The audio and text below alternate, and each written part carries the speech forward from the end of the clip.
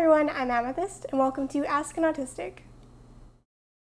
I want a renaissance to shine a light, be the change we want, set things right. We've been waiting in the dark for so long.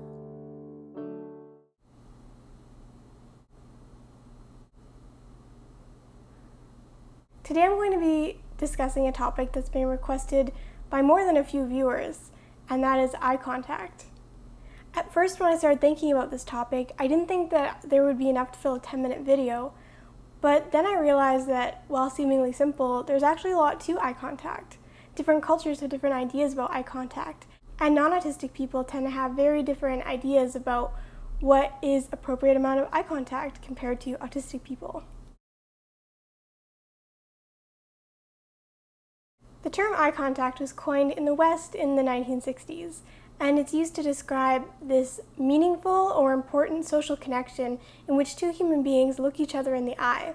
Eye contact is considered to be this important part of social communication. It's a nonverbal form of communication, and in Western society, particularly in North America, there's this connection between eye contact and trust. Eye contact is thought to be important in the development of children. At the same time, as researchers look more and more into eye contact and nonverbal communication, we're learning that what we thought about eye contact, these kind of pervasive myths in society about truthfulness or lying or paying attention, isn't necessarily true, even for non-autistic people. For example, a study conducted by British psychologists at the University of Stirling in 2006 looked at 20 British schoolchildren aged 5. And what they found is that children would avert their gaze when asked a question that required mental processing. And the children who would avert their gaze, because these questions were mentally demanding and it takes thought and listening to someone, there's a lot of mental processing going on, the children who would avert their gaze actually answered correctly more often than the children who maintained eye contact while trying to answer. And these are what researchers assume to be non-autistic, neurotypical children. So if non-autistic children find listening to somebody and then answering questions mentally demanding enough to need to avert their gaze to give full mental processing power to the question, then it stands to reason that that is what's going on a lot of the time with autistic people and autistic children. And then there's the thing about lying. They say that a liar will look away, and that's how you know that they're telling an untruth. But UCLA professor of psychology Edward R. Geiselman has been looking at nonverbal communication and asking questions about eye contact for years.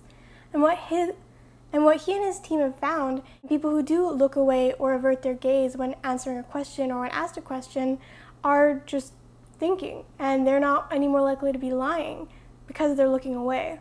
And again, we assume that most of this sample size were probably non-autistic. Autistic people's brains work differently. We have a different neurotype. We process information differently, and that's a huge part of being autistic. And many of our differences in information processing are in the areas of communication and socialization. I think there's two main reasons that autistic people tend to avoid eye contact. The first is because of sensory processing disorder or sensory overload. A person's face is incredibly complex. There is a lot happening up here all the time. Non-autistic people are constantly searching each other's eyes and faces for little micro expressions, indications of pleasure or sadness or distress. They're looking for all these nonverbal cues, and they all happen very, very quickly.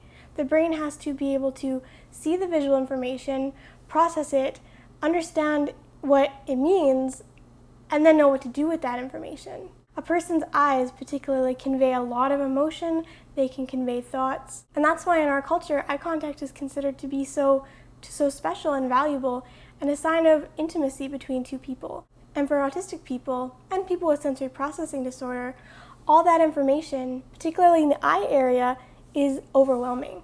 For myself, when I make sustained eye contact with somebody, it feels very intense. It feels almost like trying to look into a very bright light. I've heard other autistic people say that eye contact hurts them, makes them feel uncomfortable, confuses them, and is generally overstimulating and contributes to overstimulation and overload of the brain. The second big reason I think autistic people tend to have atypical eye contact is because of our brain's cognitive abilities and processing. So even if eye contact doesn't hurt an autistic person, or they're not becoming overloaded sensory-wise or visually, they may still have trouble processing and understanding eye contact and trying to listen to someone at the same time, because our brains work differently. We might have central auditory processing issues, we might have differences in communication, we might have trouble following a conversation when we're in an area with background noise going on. Then we want to be able to dedicate as much brain power as we can to actually focusing on what the person is saying. And taking away the very large amount of rapid information coming at you, that is the facial expressions and the eye contact, can alleviate the pressure on the brain and allow the autistic person in question to listen and to process and to follow along a lot better than if they were forced to make eye contact. And I know that this is true for myself. As a child, if I was forced to make eye contact, I would not be hearing what you were saying. And I know it's true for other autistic people too. It's either, would you like me to make sustained eye contact with you so you feel more comfortable, or would you like me to actually be able to hear and understand and remember what you were just saying? So when it comes to eye contact, because in our culture, versus some Asian cultures, for example, where direct eye contact is considered offensive, in our culture, eye contact is given a lot of weight and probably more importance than it should have. That's why a lot of non-autistic parents will feel very hurt when their child doesn't make eye contact with them, or their eye contact is atypical or not sustained. When a child can make eye contact one day and not the next, that can be very confusing for parents. And I find that parents often take it as a sign of a lack of connection, not wanting to connect, as if your child isn't listening, they don't care what you have to say, or even that they don't love you. Chances are your child really does love you, but eye contact may be painful or difficult or just not practical for them. They may not be able to listen to you and to make eye contact at the same time. If you've been following along so far, you probably know what I'm about to say. And that is, please do not force your autistic child to make eye contact. It's just one of those things that is not worth it. Yes, there are some pervasive society-wide myths about eye contact. People might be thought of as untrustworthy or shifty-eyed. But that's very much rooted in ableism and even a little bit of racism, since other cultures don't make eye contact or value it in the same ways that we do.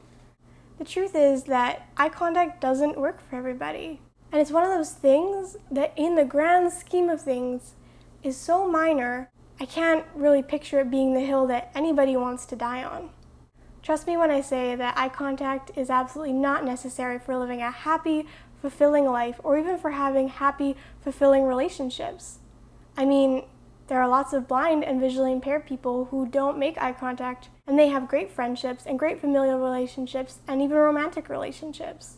So please don't put too much stock into eye contact, because even though it does hold importance for non-autistic members of our society, chances are that it's just not worth it for autistic people, and that we'll be happier and healthier and actually hearing and understanding what you're saying if we're not forced to make this eye contact that's unnatural or painful or difficult for us. I hope this video was helpful for you guys, and for all the non-autistic parents of autistic people out there, and for the allistic loved ones of autistic people, I hope I was able to show you the other side of the story and hopefully give you some insight into what eye contact is like for autistic people. Oh, and because I get this question occasionally, yes, for me, making eye contact with a camera is much different than making eye contact with a person, although it's still difficult.